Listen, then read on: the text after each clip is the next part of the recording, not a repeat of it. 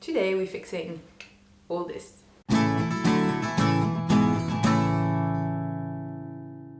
Hi everyone, I'm Noémie, my channel is La Fraise, and welcome back or welcome to my channel.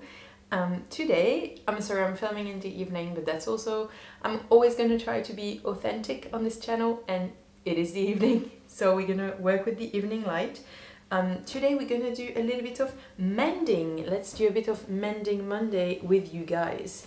So first up, this top had quite a difficult time in its first time in the wash.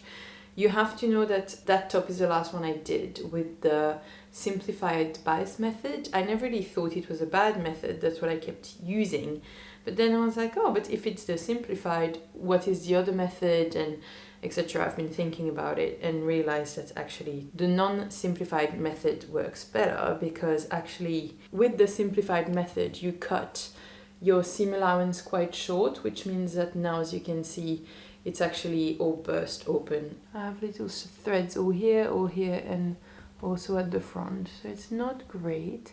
So what I'm gonna do, so I'm really lucky that this fabric is actually a little bit stretchy, so I think I'm going to get away with something that's not really conventional, but I think I'm gonna zigzag the heck out of this and then turn it over and redo one line of top stitching here.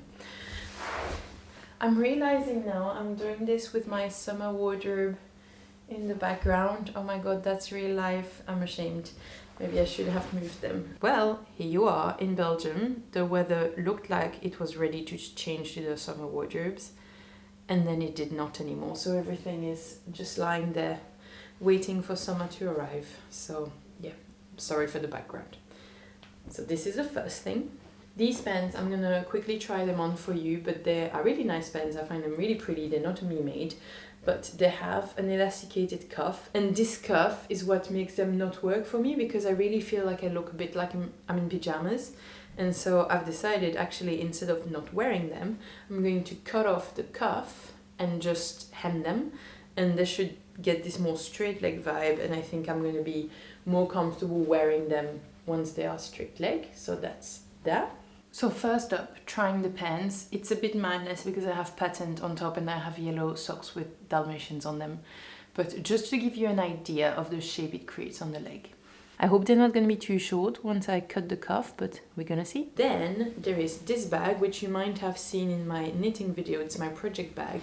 But as you can see, the edge is not super nicely finished. Yeah, so as you can see, you know, there's kind of this bump here. It goes down and then back up. Yeah, you can see this. Like the fabric doesn't lie flat. What I want to do is give it a good press and then top stitch the whole thing. I've actually top stitched only the opening where I've bagged it out and where I have, you know, turned it over and shut the bagging out. But so the other side is not really pretty. So I would just like to fix this because it makes me a little bit unhappy every time I use it and I see it so not pretty and not top stitched. And finally, there is my patchwork dress, and I had maybe it's my opportunity to talk about the patchwork dress. First, I'm very proud of myself because I have I don't know if you can tell that it's a trick, but I didn't want to make sure to have to match all the rectangles together.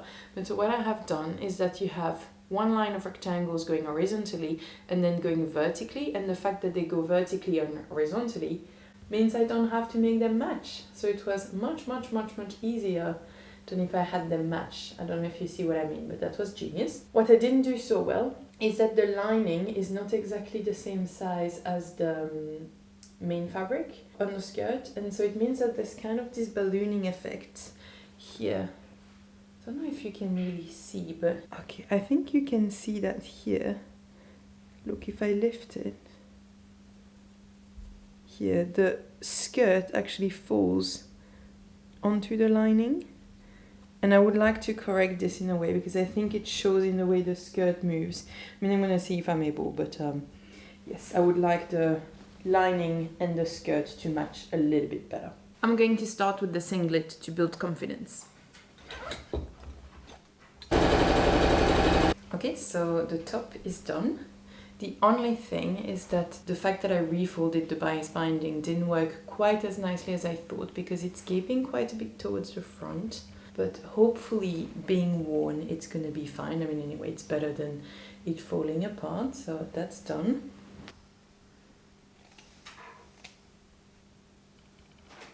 And I've also just done the pants, so I've just done a really simple hem on them. So I'm gonna try them on and see if it's any better than it was just before. Okay, right now they actually look a bit funny because they are quite a crinkled fabric and I had to iron them, and so I think ironing them at the moment they look almost like bell-bottom pants, but hopefully they'll be better once they are washed once.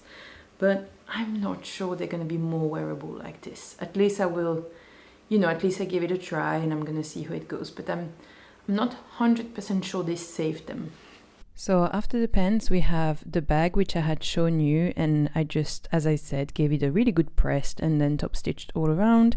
One of the straps also had one of the corner that was poking out, so I also unpicked a little bit to be able to retuck it properly in, and I re-top stitch well over everything so that the strap is well attached and secure. And finally the dress. So the way I've done this is I first tried to do it on the table, but it was really tough because obviously you want the weight of the fabric to let the dress drape naturally.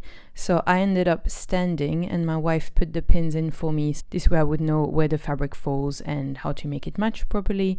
So then with the pins I just sewed over it, and I just want to show because I was quite proud originally and I redid the same this time. I had a pink thread in the bobbin and a dark red thread in the top thread, and this way you can see that on both sides it's kind of a matching thread, and I find that quite nifty. You can kind of see a little bit of the light pink of the bobbin thread on the top, but I still think it's quite cool to have the two different colors in your thread. I quite like this. And this is the finished results. This is the dress. I'm really happy with it.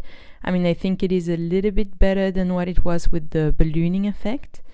And yes, that's it for my Mending Monday. This took me maybe an hour to get everything done, so really want to encourage you, if you have some mending to do, get it done because it feels so good afterwards, and then you can wear your things once more. So I just want to remind you that you can definitely make anything. Thank you so much for watching this video, and I'll see you next time. Bye! Noé smile for his outro.